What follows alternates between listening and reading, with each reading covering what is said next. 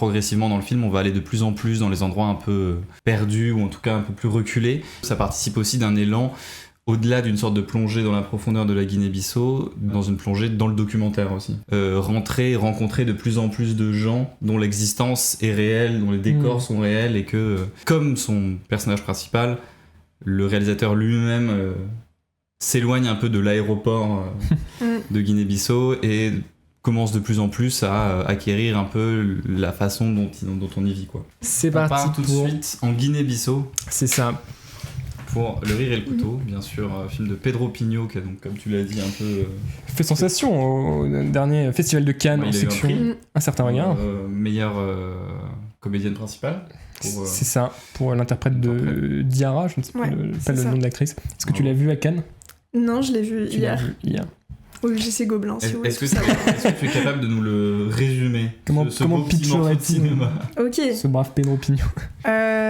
C'est l'histoire de Sergio, qui est un Portugais, qui va en Guinée-Bissau pour travailler pour une ONG. Ce qui fait finalement, c'est assez flou, mais on comprend qu'il doit rendre un rapport environnemental concernant la création d'une nouvelle route, et si possible, le rendre très vite. Parce qu'il faut la construire, cette route.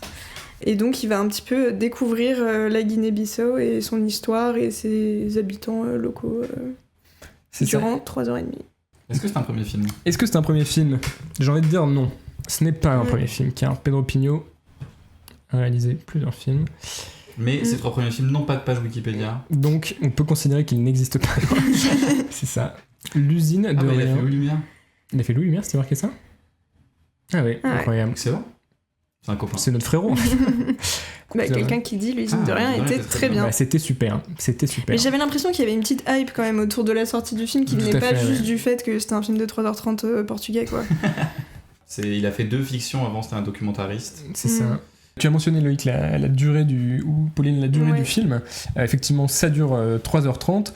Et donc, on va dire qu'à partir de l'enquête, de l'investigation initialement prévue pour ce brave Sergio, voilà, le film va un petit peu se dilater et on va passer finalement autant de temps avec Sergio qu'avec notamment une petite communauté un peu de marginaux, on pourrait dire, avec notamment Diarra, ce personnage féminin qui va croiser assez tôt dans le film, et donc qui, eux, vivent plutôt une vie un peu nocturne, dans des clubs, etc. Et Sergio va aussi partir à la rencontre de certains habitants. On comprend que son rôle serait plus ou moins, en gros, d'essayer de voir si ça pourrait leur être bénéfique ou pas. Que cette route s'établisse. Il y a un moment, on le voit sur un chantier, ce qui est un peu perturbant parce qu'on a l'impression que c'est le chantier de la route, mais en même temps, a priori, c'est pas possible puisque la route devrait pas être déjà en construction. Voilà, donc le film va un petit peu dériver, on va dire, à partir de cet argument initial pour, comme tu l'as dit, visiter un peu la Guinée-Bissau. Qu'est-ce qu'on voit finalement de la Guinée-Bissau dans ce film ? On voit que le réalisateur a pour intention d'essayer d'y récupérer pas mal de l'existence de ce que ça peut être de vivre là-bas. Et j'ai l'impression aussi qu'il y a une tendance du film à presque vouloir plonger de plus en plus en profondeur dans ce que c'est que la vie en Guinée-Bissau.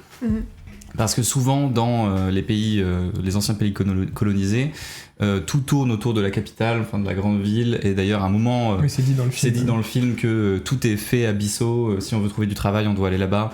Mais qu'en fait le reste du pays est un peu laissé à l'abandon, et en effet, donc progressivement dans le film, on va aller de plus en plus dans les endroits un peu perdus, ou en tout cas un peu plus reculés, et finir notamment en se déplaçant à barque, quoi, avec des petits villages parsemés au milieu de petits îlots qui sont accessibles uniquement par l'eau.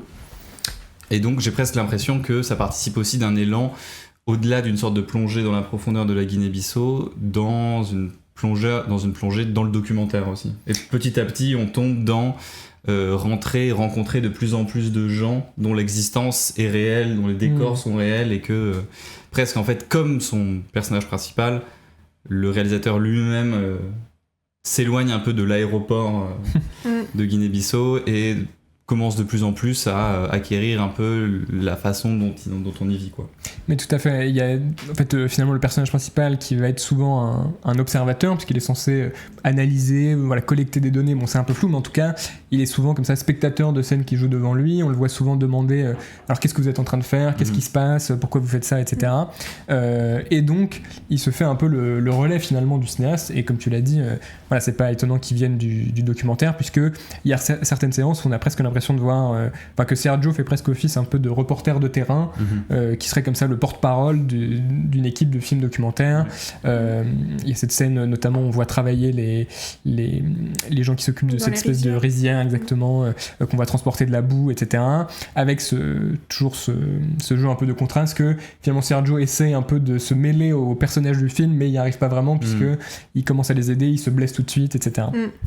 Et puis il y a cette scène aussi quand il arrive à la soirée chez le riche qui est mêlé à ses affaires, on sait pas trop exactement à quel niveau pour lui, où il y a des personnes qui sont un peu en dehors de la fête et qui sont en train de raconter des souvenirs de comment leurs parents vivaient, et qui pareil fait très documentaire. On a l'impression que c'est vraiment des témoignages directs qui sont recueillis, juste une discussion entre les personnes, et avant que lui il intervienne, mais vraiment bien plus tard dans la discussion, justement pour aller les écouter tout en disant qu'il comprend pas ce qui se dit, parce que c'est pas en portugais la discussion, quoi. Ouais, absolument. Et ce qui est pourtant intéressant aussi à souligner, c'est que le film ne prend pas le parti de ne suivre que Sergio, et de temps en temps fait des... Enfin, pas des à côté, mais... Oui, des petites sortes d'apartés. Voilà, où on suit donc deux autres personnages, un homme et une femme, plutôt versés dans le milieu queer. Et là, ça permet de désaxer et de regarder notre Sergio, souvent, d'un autre angle, ou en tout cas d'un point de vue un peu plus du pays, quoi. C'est ça, il y a cette idée un peu d'un film qui rechercherait une forme de décentrement, quoi. C'est-à-dire qu'il y a ce personnage principal auquel, d'une certaine manière, nous, spectateurs, on est relativement amené à s'identifier, du moins au début, c'est-à-dire que comme lui, on débarque dans un espace qu'on connaît pas et qu'on va essayer un peu de sonder, d'appréhender, et je trouve que c'est assez fin la façon dont le film, ce qui est d'ailleurs je pense un truc assez rare, mais dont le personnage principal finalement, enfin le film n'est pas assujetti au point de vue de son personnage principal, c'est-à-dire qu'il en a besoin d'une certaine manière pour nous inviter dans le film et relier un petit peu les différents lieux, les différents personnages, mais en fait très souvent le film ne va pas se limiter à sa perception à lui, puisqu'on sait qu'elle est très parcellaire, tronquée et probablement pleine d'a priori. Il y a cette question évidemment du colonialisme, on y reviendra, sous-jacente pendant tout le film. Et donc ça se traduit notamment par cette façon d'incorporer des nouveaux personnages à la narration, avec des scènes qui vont commencer avant que Sergio lui-même soit arrivé sur les lieux, ou carrément des scènes où il n'est pas présent.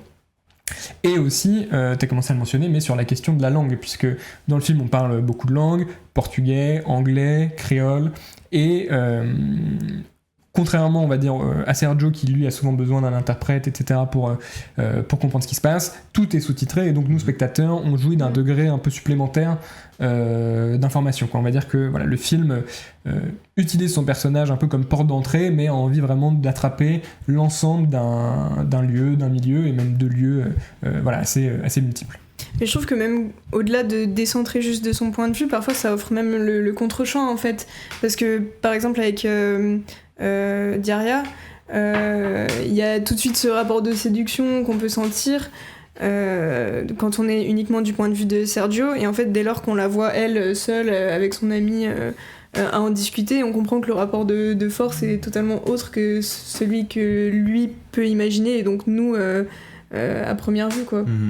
Et ça arrive à plusieurs moments du film, qui est ces petits moments où il y a des conversations qui se passent sans lui et qui font que ça nous amène à nous dire ah oui, en fait la perception qu'on a qui est proche de la sienne, c'est pas forcément la bonne de la situation. Ouais.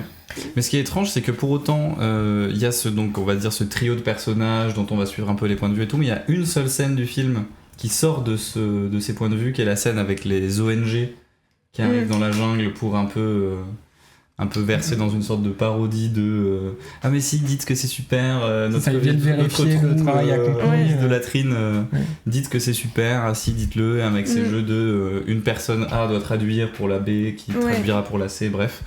Et En toute honnêteté, j'aime bien la scène, mais je vois pas trop ce qu'elle fait dans le film, quoi. Je la trouve un peu... Disons que c'est peut-être la plus explicite sur ce qui serait une des intentions un peu du film, de casser ce que serait le regard d'un colonisateur, on va dire au sens large, sur un pays qui est une ancienne colonie européenne. En plus, voilà, on sait que Pedro Pinho il est portugais, donc on peut penser à Miguel Gomes qui a fait un peu des films sur cette question-là. Avec Tabou, ouais. Exactement, avec Tabou. Voilà, une espèce de inventer un cinéma qui serait un peu décolonial. Et ce qui est intéressant, c'est que contrairement aux gens des ONG dont tu parles, finalement Sergio, lui, il est un petit peu à mi-chemin, quoi. On sent qu'il n'est pas complètement illusionné sur ses intentions. Il sait qu'il peut représenter un colon et il essaie un peu de prendre ça en compte, mais on en vient à comprendre que ce qui serait un réflexe colonial chez lui, au-delà de, je sais pas, d'un racisme ou de choses comme ça plus primaires, c'est presque de pas se rendre compte d'à quel point sa propre présence forme un continuum avec une histoire coloniale, quoi, puisque c'est lui qui va être amené à juger à la place des habitants si ce projet est bon ou pas pour eux, alors même si il leur donne un peu la parole, etc. Mais il y a notamment une scène assez bien écrite là-dessus, où cette espèce de notable de la ville dont tu as parlé lui offre une grosse somme d'argent pour accélérer les choses et mettre en place le chantier, et donc lui refuse, et ensuite on parle à Diarra et se vante un peu de sa droiture morale, etc., sans se rendre compte que la possibilité de refuser une telle somme représente déjà une espèce de privilège dément que lui n'a même pas réalisé, quoi. Oui.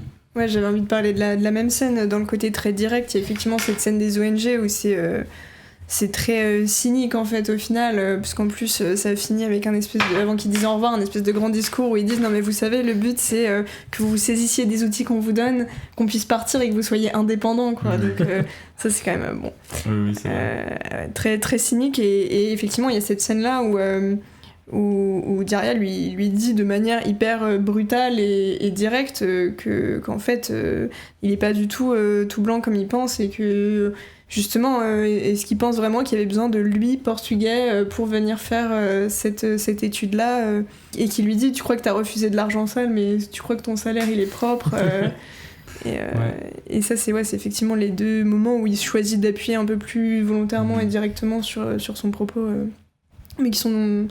Enfin, la scène des ONG, je peux voir ce que tu veux dire, dans le sens un peu cheveux sur la soupe, quoi. Même si je la trouve pas inintéressante, mais celle dans la voiture, elle est vraiment très bien écrite. Le dialogue est très bien écrit. Mais en fait, c'est drôle parce que là, depuis tout à l'heure, on est beaucoup dans un truc où on va pointer des scènes un peu plus précisément. C'est peut-être aussi parce que le film est très long et du coup, on a peut-être envie de réduire un petit peu à des petits segments plus simples à traiter, tout ça.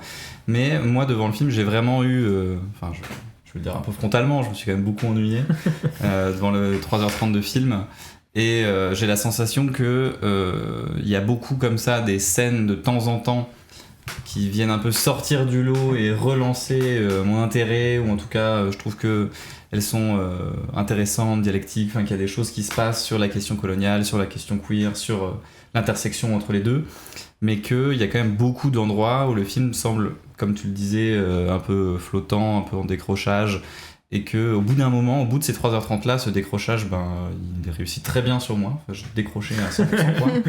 Donc j'ai l'impression qu'il me manque quand même, et c'est peut-être une question de mise en scène, quelque chose pour un peu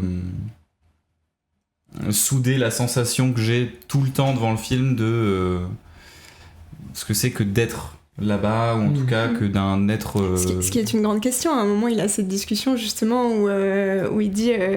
c'est avec Guillaume, je crois, son nom, qui dit moi je suis jamais ici vraiment, je suis à plein d'endroits en même temps, et lui il dit moi mon pouvoir c'est d'être ici et maintenant. Oui, c'est vrai. C'est un peu ce qui t'a manqué du coup. Ouais, carrément.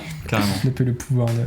Mais c'est vrai que disons que cette façon qu'a le film de refuser le schéma narratif occidental qui serait on s'aventure dans la jungle, on part à la rencontre d'un hôte qui serait un peu exotique et on apprend quelque chose à son contact, etc.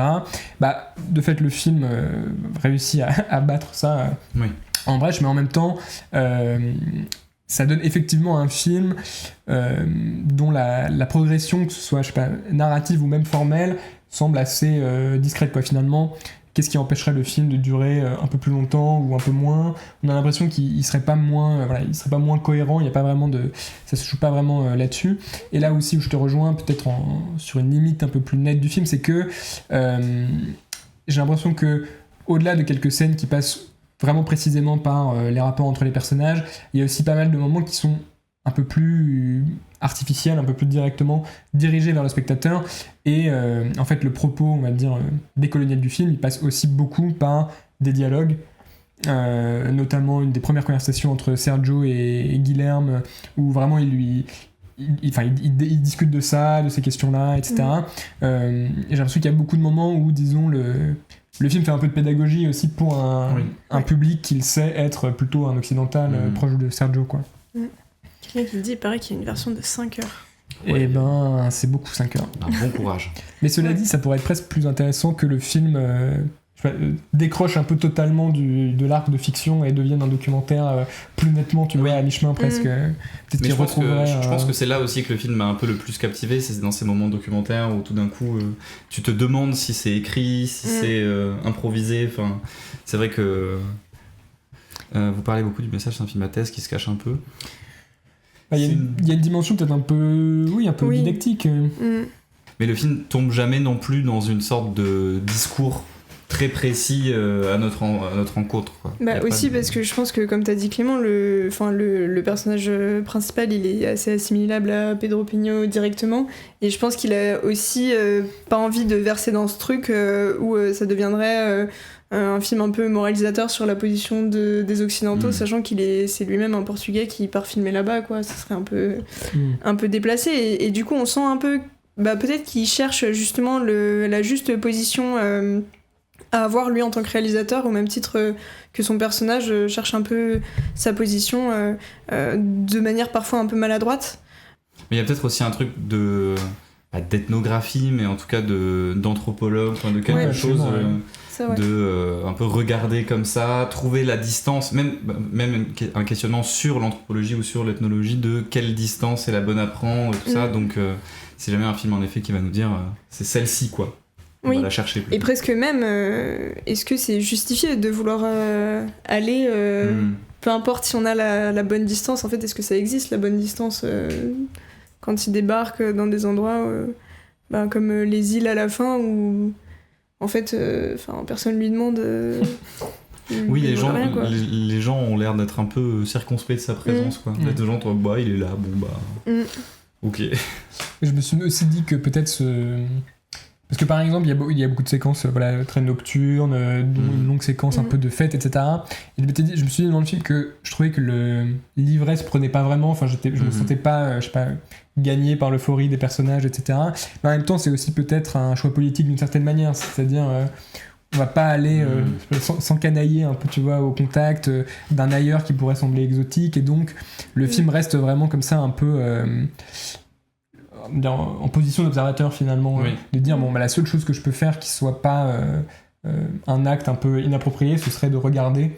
Mais c'est vrai que après ce regard un peu distant pendant 3h30, c'est peut-être un peu compliqué. On ne sait pas s'il a validé ou pas le projet de l'ONG. Effectivement, mais c'est un peu... En fait, j'ai un peu pensé aussi à Pacifiction à un certain moment du film. Moi aussi. Avec cette idée que tout s'articule autour d'une question politique. Il y a presque des scènes qui pourraient être des scènes un peu de film de complot. On essaie de le soudoyer. On sent qu'il y a peut-être un crime qui a eu lieu sur son prédécesseur, c'est un peu flou.